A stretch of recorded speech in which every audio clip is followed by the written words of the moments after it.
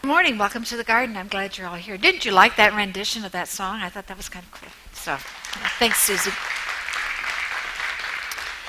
Very good. Well, I'm glad you've enjoyed this today, and I'm glad I had the chance to have a Sunday off last week when Nancy Lafferty was here talking about home. As always, I've heard rave reviews about a wonderful job that she does, so I'm always grateful when she or anyone can fill in for me, and we can have a little break.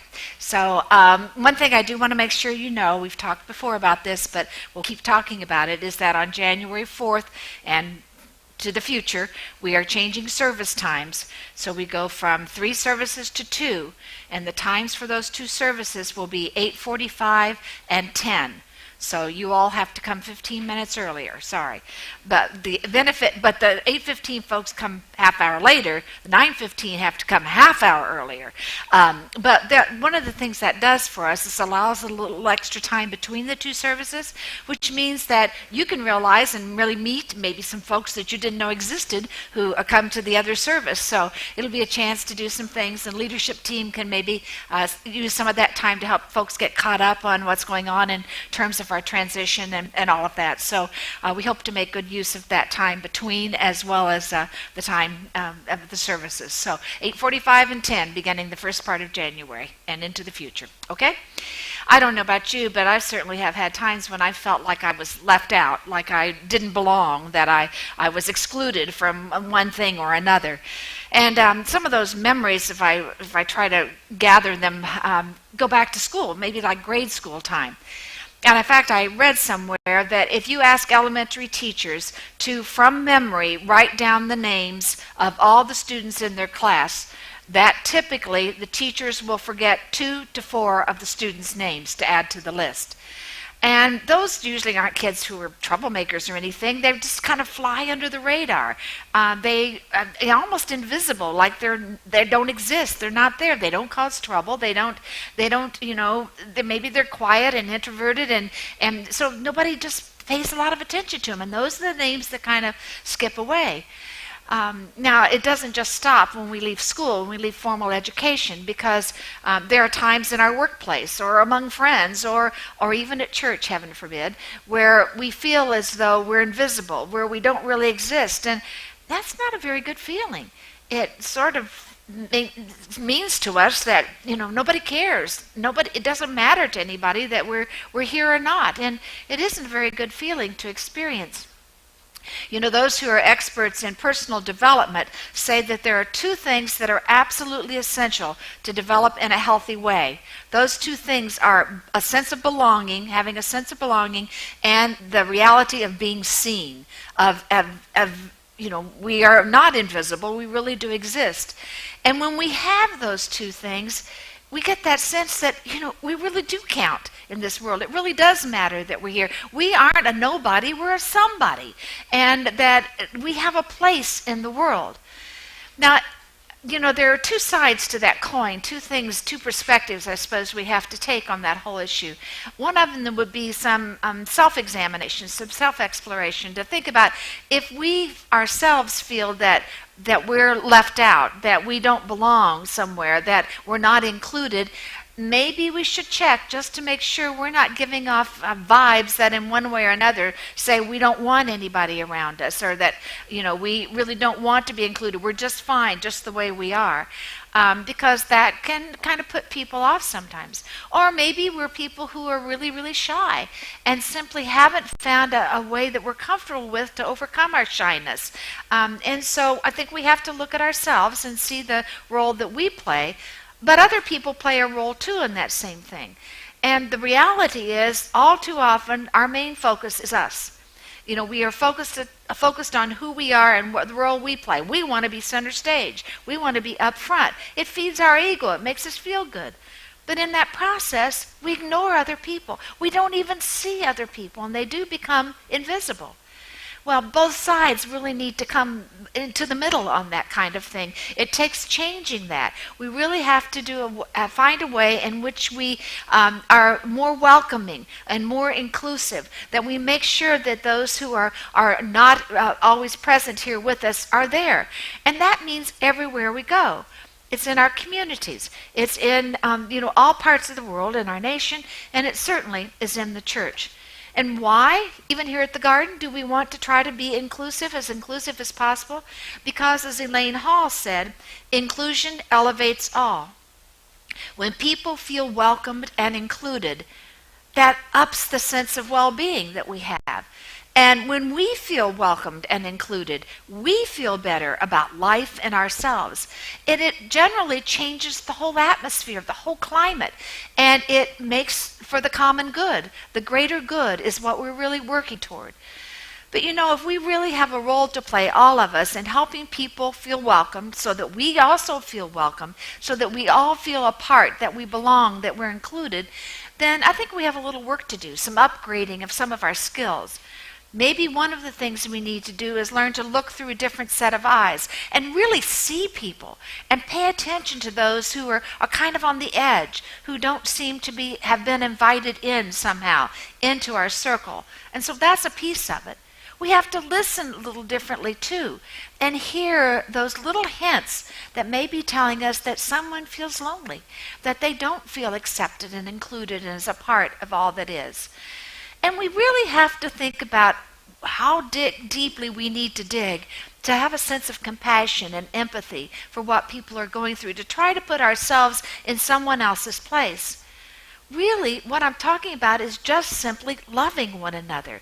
You know, that's what the Bible tells us to do, is to love one another. Love comes from God, and we're to share that kind of love, the kind of love God has for us. It's simply doing a basic thing of turning our faith into action.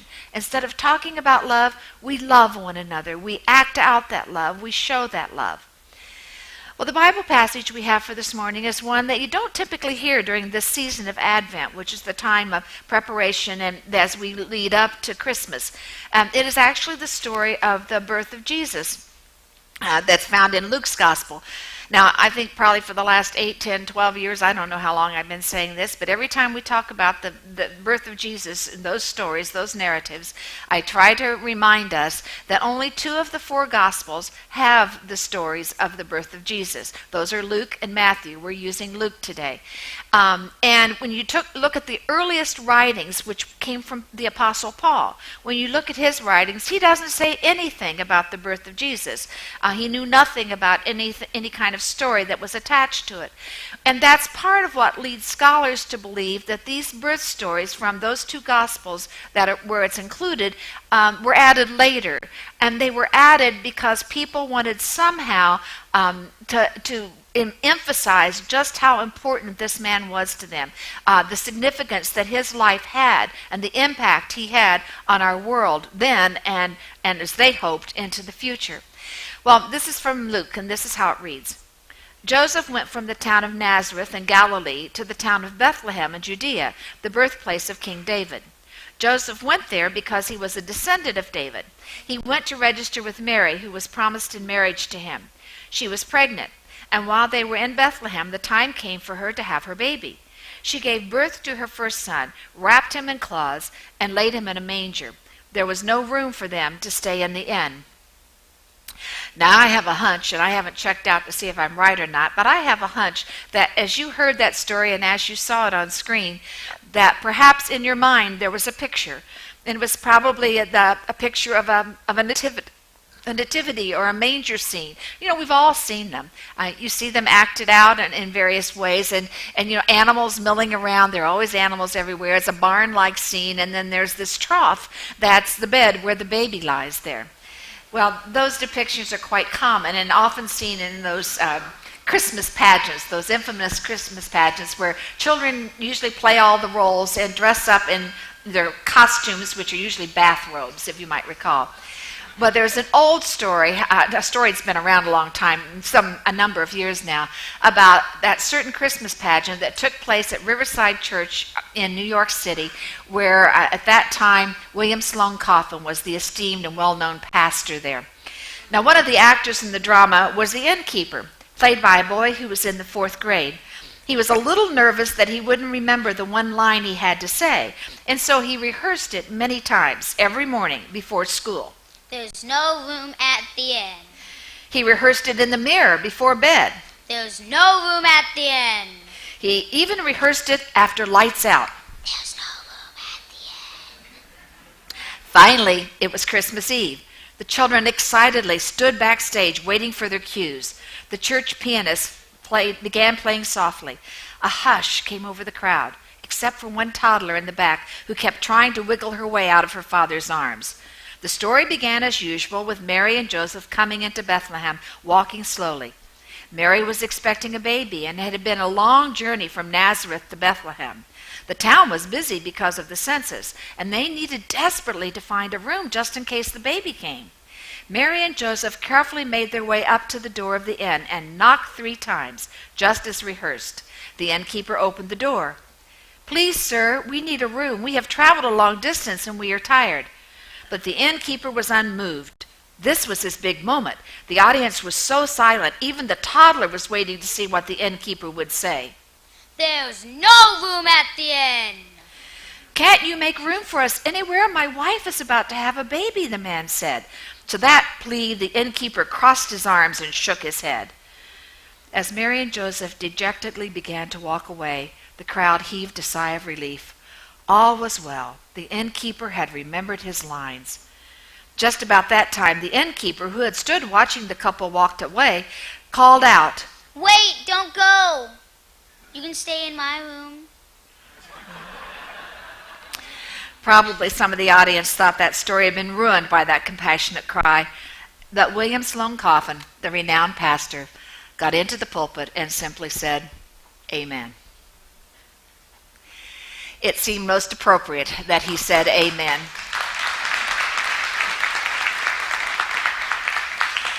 Because the message had been shared by a child, an innocent child, who was filled with compassion. He didn't want Mary and Joseph to be left out in the cold. It didn't matter to him what they looked like, where they'd come from, how they were dressed, how much money they had or didn't have. He just cared about them. He included them. He welcomed them in. They could stay in his room. That's what his heart said. He opened his heart and his arms and included them. You see, that's the lesson from this story. The lesson from this story is a lesson that we know as children. We know it deep in our hearts because children don't have any kind of hatred. They don't have any kind of bias toward anyone. They simply welcome everyone. They are open to everyone. I know there are dangers that come in that in today's world. Nonetheless, I guess I much prefer that it be that way than totally closed off to the rest of the world. And you know, maybe we who are adults have somehow lost that openness, that welcoming, the willingness to just accept people and embrace them as they are. And maybe our work during this Advent season, if we feel that our hearts have become hardened, is to pray that our hearts become softer, so we can indeed welcome all of those, that we can include and wrap our arms around all who come into our presence. You know, we need that sense of inclusiveness and inclusion everywhere we go. But one of the places that it's often talked about is in the community for those who have disabilities. In fact, I read about an 8th grade class that was discussing people with disabilities and how important it was to include everyone. And there was an 8th grader who wrote a little paragraph talking about inclusion. It says this. Her name was Jessica Moschbach. Inclusion means to be included, which is exactly what people with a disability want, to be included. They want to feel like they're included and are a part of their community, school, and world. Just because someone has a disability doesn't mean you treat them differently. They want to be treated like everyone else. And indeed they do. Now, there's a very real example of that right here in our community. I hope way more than one, but this one made the sports section of the paper a few weeks ago. It's about a 24-year-old student athlete who is a cyclist, whose name is, I'm not sure I'm pronouncing it right, Moise Brutus. He is a member of the cycling team at the renowned team of Marian University here in our city. Yet 4 years ago, that didn't look like any kind of possibility for his life at all. He was riding his motorcycle on a turnpike in Florida near Miami when he was struck by a vehicle and thrown into a ditch. The vehicle, of course, didn't stop. The police officer who came upon him and who found him said that he looked like a casualty of war. Both legs were gone, and his left arm was lost below the elbow. And so he felt that life was over for him, that there was no future ahead of him. And yet, with a strong heart and great determination, he has recovered in some remarkable ways and has been a phenomenal person, to the point that he is striving to be part of the U.S. Olympic team, Paralympic team, in the Olympics in Rio de Janeiro in 2016. And with that kind of work and hard work and determination, I'm sure he'll make it. Well, when the Marian University team heard about him, they decided he was a fit for them. They wanted to include him as a part of their team, and he accepted that invitation. The team has talked about what an incredible difference it's made in their lives that they have included someone like him in their team. They said that he's there to help them whenever they need it, and they're there to help him. For example, they have to help him get on his bike, and they do that for one another. He's included 100%. It's been a wonderful lesson for them, and for the far beyond that, to the community and beyond. You know, I wish every church, every synagogue, every mosque included everyone 100%, that there were no exceptions. But unfortunately, you and I know that isn't the case. That isn't the way it worked. And I kept looking somewhere for a pinpoint of light, something that was different from that. And finally I found one, and maybe it was in a surprising place, in a church in Morristown, New Jersey, of all places. And this church is pretty phenomenal. It's one that's done away with all the trappings of traditional church, none of that kind of tradition to become Christian, and none of membership, none of that stuff. That's all been put away. And on this particular church, there's a sign in front of it that says this: "We are one family." And then it goes on to list what that means, the diversity that has. They are males, females, children, seniors, gays, straights, infants, liberals, conservatives, dreamers, whites, blacks, Christians, non-Christians, questioners, the partnered, the single, those in recovery, searchers, youth. The congregation thinks of itself as a family united by questions and dreams, way more than answers. You know, as I read that, you know what I wish? What I wish more than anything is those could be words that would describe the garden. What do you think?